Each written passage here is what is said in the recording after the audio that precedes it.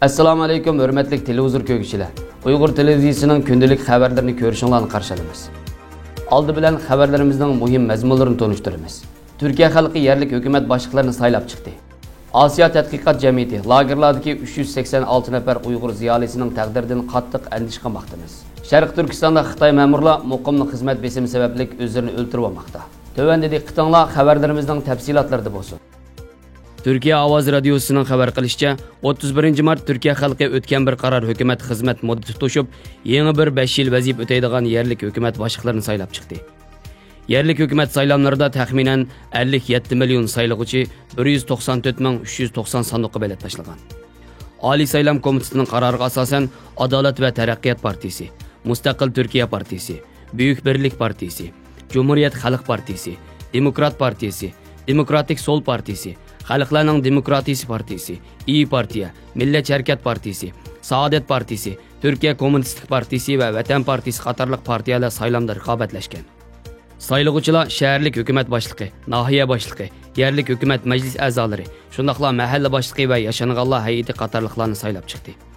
Avaz beriş günü yani saylam günüde radyolar ve türlük taratqular saat 18'gece saylam ve saylam neticeleri doğruluk haber vermegenden sırt təxmin ve analizini qılmagan.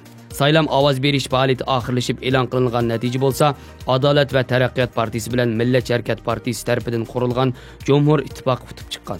Cumhur Reis Recep Tayyip Erdoğan Ankara'daki Adalet ve Tərəqqiyat Partisi binası aldığı yığılğan xalqqa alohida rahmet etqan.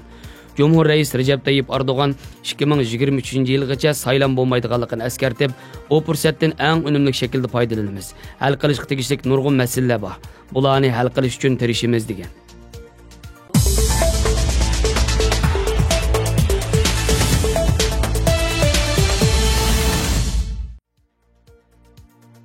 Xalqaradagi nopozliq tadqiqot ilmiy jamiyatlardan bo'lgan Osiyo tadqiqot jamiyati 28 mart bayonot e'lon qilib, 2017 yildan beri Sharq Turkistondagi atalmış qayta tarbiyalash markazlarida gunohsiz qamalgan 3 milliongacha tutqunning taqdiridan qattiq andish qilayotganligini bildirgan. Bayonotda buning bir inson haqlari dafsandichilik ekanligini, shundaqla ilmiy sohaga nisbatan aytganda tadqiqot erkinligining bo'g'ilish ekanligini alohida eskartgan. Bayonot yana bo'libmi izdariki g'oyib bo'lgan Şinjan Universitetining 21 nafar, Şinjan Pedagogika Universitetining 15 nafar, Qashqar Universitetining 13 nafar, Meditsina Universitetining 6 nafar, Şinjan İctimai Fanlar Akademiyasining 6 nafar bo'lib, jami 386 nafar Uyg'ur ziyolisining taqdiridan qattiq andish qilyapmiz degan.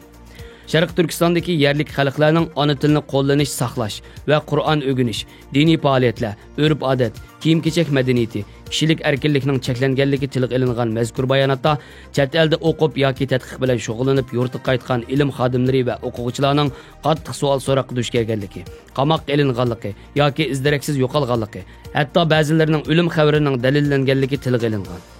Mazkur jamiyatning tarafsiz bir ilmiy organ ekanligi, dunyoda 7000 a'zosi bor xalqaro bir akademik tashkilot ekanligi bildirilgan. Bu bayonotda Xitoy doiralarining tutqundagi ilmiy xodimlar va o'quvchilarni qo'yib berishi, ularni bexatar holda oilasi va ish o'rinlariga qaytishiga kafolat qilish talab qilingan. Ma'lum bo'lishicha, Osiyo tadqiqot jamiyati 23 mart kuni o'tkazgan yillik xizmat xulosa yig'iniga Amerikadagi Uyg'ur advokat Nuri Turkalni taklif qilgan. Nuri Turkal bu yig'inda Uyg'ur rayonidagi lagerlar va lagerdagi Uyg'ur ziyolilarining ahvoli haqida ma'lumot bergan.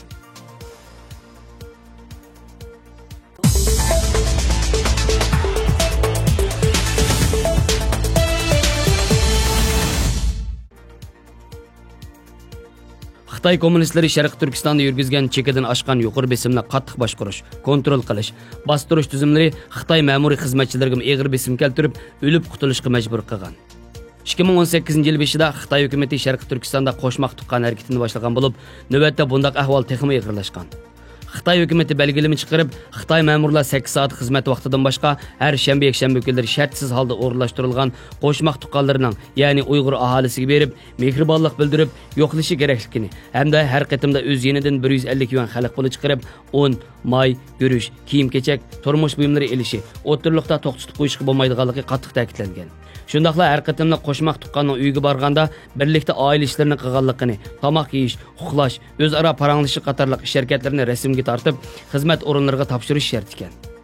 Xizmat rayonida xizmat qilgan bir Xitoy ma'murining Zimiston to'rig'i bildirishicha, uning bir xizmatdoshi Uyg'ur aholisi bilan qo'shmoq tuqqan bo'lgandan keyin o'z oilasiga ishonmay, palash bo'lgan onasining holidan xabar oladigan vaqt chiqmaganlik, ayolining tug'uti qaraydigan odam yo'q sababli idorasidan ruxsat so'raganda ruxsat bermaganligini, o'zining nihoyatda azobda qolganligini, uzun vaqtdan beri siyosiy vazifasidan qutulamay, oilasiga yetishmay, o'zlarining Uyg'urlar bilan o'xshashli kishilik erkinlikdan mahrum bo'lib, oxiri nerv kasali bilan o'zini o'ltirib olganligini bildirgan.